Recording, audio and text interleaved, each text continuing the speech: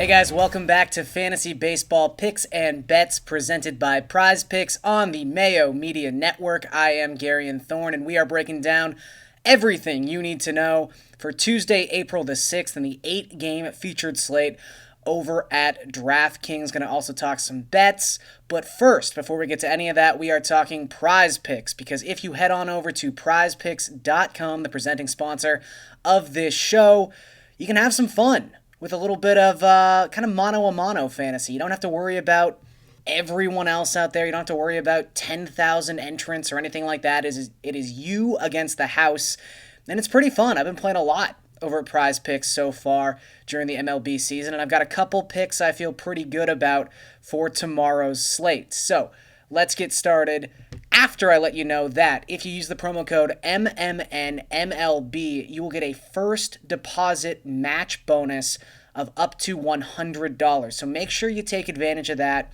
when you are playing these picks on that Tuesday slate. We are going to start with Pete Alonso because the Mets are finally playing baseball once again after that COVID outbreak in Washington that cost them the opening day series and any games over the course of the weekend. But it'll be game 2 for the Mets on Tuesday, and I like Alonso a lot in his matchup against Chase Anderson. Chase Anderson, one of the worst pitchers in baseball last season. I really did not think he was going to get another chance to start after what he did with the Toronto Blue Jays in 2020. But lo and behold, the Phillies need a 5th starter, and they have anointed Chase Anderson. That is good news for us, and it is good news for Pete Alonso.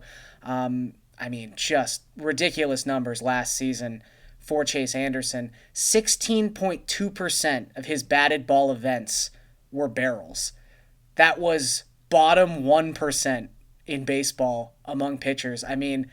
People just square up Chase Anderson, and I think Pete Alonso is going to have the opportunity to maybe rack up a couple extra base hits early on in that game. So I like the over with Pete Alonso. His fantasy point total is set at 7. I think that is pretty modest, and he's going to go over that number. I also like kind of a similar archetype here to Pete Alonso, Joey Gallo. His over-under point total is set at 7.5 fantasy points. I also like him to go over because he is also facing someone who pitched really poorly for the 2020 Toronto Blue Jays. He happens to still play for the Blue Jays, and that is Tanner Roark. Just one of the worst stat lines imaginable last season, specifically to right-handed batters. 3.75 home runs per 9 to opposing right-handed batters last season. He had a WOBA up around 500 within the split. I didn't even know that was possible. And the one thing I really like specific to this matchup and Joey Gallo, we all know the big red flag with Gallo is the strikeouts. He needs to make contact to get to 7.5, 8, 9, 13, 25 fantasy points. Tanner Roark is not a strikeout pitcher. He is a guy who pitches to contact. In fact, he struck out less than 14% of the right-handed batters he faced last season. So, a lot of contact in right-on-right matchups with Tanner Roark.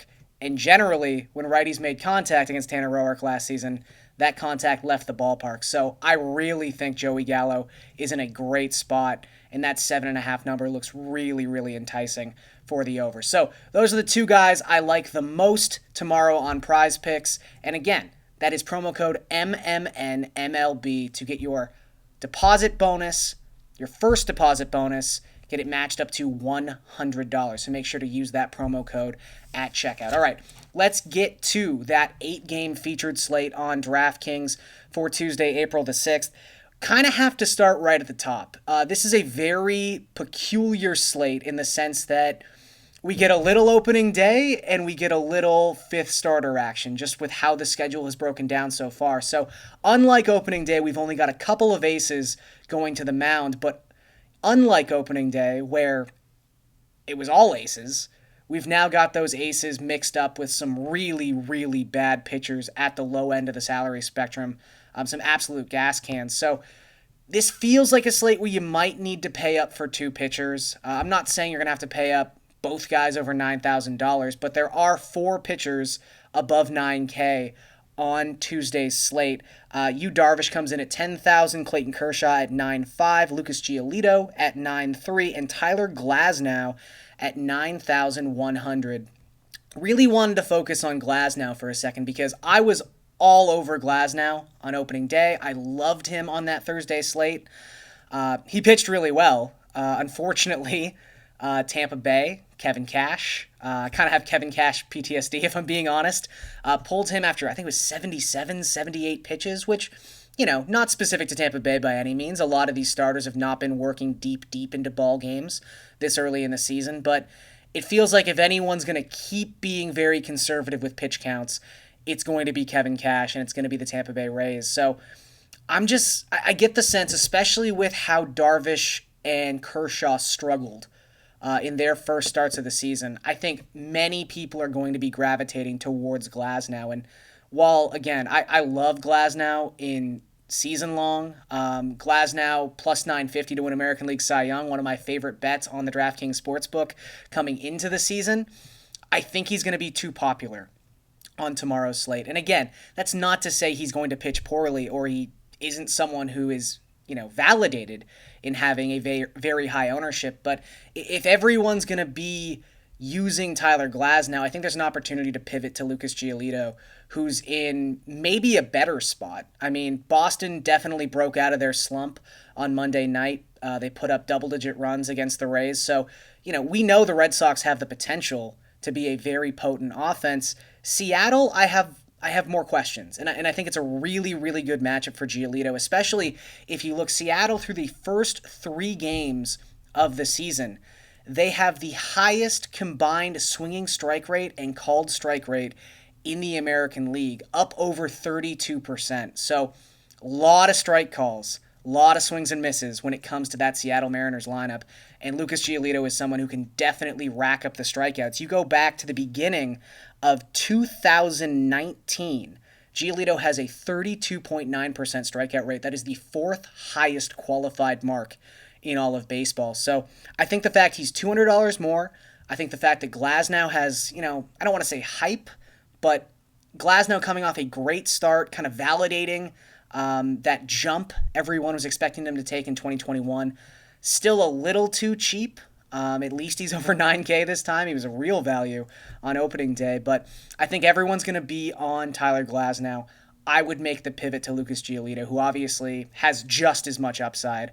It might be, I wouldn't want to say a variance play, but I think he will be less popular than Glasnow. And again, I do have Kevin Cash PTSD. So if Glasnow gets pulled from that game after 82 pitches, I wouldn't exactly be shocked. So that's something to also think about because Glasnow has a tendency to not be super efficient with his pitches. So that could work out poorly. Okay, so that's the high-end pitching on the slate. Like I mentioned, there's a lot of low-end pitching on this slate. One guy we already kind of talked about, but I'd like to zero in a little bit more on, Tanner Roark, who is $6,800 on Tuesday's slate. He could be $2,000, and I wouldn't want to use Tanner Roark in any capacity. Tanner Roark is simply here to be stacked against. His numbers are ghastly from last season. 70 pitchers in baseball last year, 150 batted ball events. He had the second highest expected WOBA of those 70 pitchers at 380. Disgusting. And the expected WOBA, like I said, is terrible. The actual WOBA, even worse. 32 points separated Tanner Roark's mark of 417, his league worst mark of 417, to the second worst pitcher by WOBA last season in that grouping of 70 pitchers with 150 batted ball events. He's terrible. And again, there's nothing really to lean on here. He doesn't suppress contact. He doesn't suppress hard contact. The Rangers, not necessarily a great offense, but did show a lot of potential in their first series against the Royals, and they are not priced in like an extravagant way. Joey Gallo, as you would expect, the most expensive Rangers bat on Tuesday's slate, is $4,200, but David Dahl is $3,500. That's a really nice value for someone who's been batting second primarily in that Rangers lineup. Nate Lowe, 3,800, a lot of power, also a lot of strikeout potential, but that doesn't really matter that much against someone like Tanner Roark. He's been batting fifth, so again, high leverage, premium lineup spot for someone you can get for less than $4,000. Nick Solak has been batting cleanup. Is Nick Solak a cleanup hitter on any other team in the league? Probably not, but doesn't matter. He's hitting cleanup for Texas, and he is $3,100. And again, the right-on-right matchups they just paid the way last year in DFS. Righties absolutely crushed Tanner Roark. So Solak at just over $3,000 seems like a really, really nice spot. Again, 3.75 home runs per nine to right-handed batters last season from Tanner Roark. The nice thing about that cheap stack is you're obviously, it's a Coors slate. You're going to want to save a little bit of money to get some exposure to that Arizona-Colorado game. Herman Marquez up against Luke Weaver. I think Weaver's the guy I want to pick on of those two. Marquez, yes, the numbers can be a little ugly, but a lot of that tends to be because of walks. I'd rather have a guy who's given up extra base hits rather than walking the bases loaded, although, that could prove to be beneficial down the line. But still, Luke Weaver, really bad last season, and specifically bad against left-handed bats. 405 WOBA to lefty bats in 2020. 2.63 home runs per nine within that split. Again, ugly stuff from Luke Weaver. And yes, it's a bit of small sample size noise. Obviously, everything from 2020 was, but you go back through Luke Weaver's career, the only quote-unquote full season he's pitched, and I believe it was only 135 innings anyway, but 2018, the issue he had in that full season, the largest sample we have with Luke Weaver, he also struggled against left-handed bats in that season. So it's clear to me that the split you want to be attacking with Luke Weaver is those left-handed bats. Unfortunately, the Rockies have a lot of left-handed bats, and a lot of them happen to be pretty cheap. I mean, Charlie Blackmon, that's the name you're going to know, $5,200. He's expensive. You knew he was going to be expensive. If you can afford him, great. If you can't, there's a bunch of other options there. Ryan McMahon is 3.7, also has dual position eligibility, so he's really easy to move around lineups. If Tapia plays, great value at 3,400. He's going to bat leadoff. I know he's been day-to-day, so we'll have to kind of wait and see and get a lineup and whether or not he's in there. But the nice thing is, if Tapia doesn't play, that means Sam Hilliard is probably going to play, and he's 2,600 on tomorrow's slate. Another left-handed bat who has power, has gone deep in one of his 5 plate appearances so far this season. He might bat 8th or 9th, which is not ideal. Tapia is going to be the leadoff guy if he's in the lineup, so obviously there's value there. But when you're talking about someone who has power, has a great left-on-right matchup, and is $2,600 at Coors, very, very enticing. So I think, it always seems like you're going to have to pay so much money for that Coors stack, but even Arizona, their bats aren't crazy priced tomorrow. I think Marte is like 4,500, 4,600, and he's the most expensive guy by far. So Coors is actually kind of affordable tomorrow. So I think with that Rangers stack, with a Rockies stack or a Diamondback stack, you're going to have enough money to pay up twice at pitcher if that's something you want to look into. So I think that's definitely a way you could go, because Luke Weaver and Roark are not guys I'm afraid of. They are gas cans. So I think you're going to want to exploit them on Tuesday. All right, before we get out of here, let's talk about some bets. And let's just go full circle. Let's keep talking about Tanner Roark for a second. Toronto and Texas, the over-under right now is set at 9.5. I really like the over. Minus 115 to the over, so you're paying a little juice on that compared to the under. That's fine. I thought that number might be 10.5, especially considering Dane Dunning is going to start for the Rangers. They're going to piggyback him, so you might get like 3-4 innings out of Dunning. And then it's going to be a lot of Rangers bullpen. And while their bullpen did look a little better in Monday's loss to the Blue Jays, coming into that game, Texas's bullpen had thrown 14 innings, and they had a MLB worst 11.57 ERA. So you got Tanner Roark on one side. The Jays bullpen is a little scary. They're looking pretty good so far this season. Obviously, Julian Merriweather's getting a lot of headlines. But the combination of Roark and what essentially boils down to a bullpen game for the Rangers. I think we get over this number at 9.5, so I like that one. I also like the Mets minus 135 on the money line as a slight road favorite. We talked about Chase Anderson off the hop. Look, understandably, the pitching matchup was more lopsided on Monday, and this didn't work out. But Marcus Stroman versus Chase Anderson, I just think that is definitely leaning towards one side and one team, and that team is the Mets.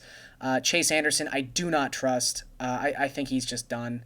Like I mentioned, 16.2% of those batted ball events in 2020 turned into barrels, bottom 1% of the league. So I'm going to back Stroman. I'll take the Mets in a bounce back spot. Short favorite on the road. That's an area that I like to exploit. So Rangers, Blue Jays over 9.5. Mets minus 135 on the road on the money line. And that's going to do it for this episode of Fantasy Baseball Picks and Bets. Once again, want to recommend you guys go explore the Mayo Media Network, especially this week. There's going to be so much Masters content. Pat and Jeff and the boys are going to have you covered for that aspect. Stay tuned here. We're again going to have you covered for daily MLB content 6 days of the week, every day but Sunday. And head on over to prizepicks.com, sign up, use that promo code MNNMLB to get the first deposit match bonus of up to $100 and play some prize picks on Tuesday's slate. That's going to do it. I am Garion Thorne. Thank you guys so much for watching. I'll catch you later.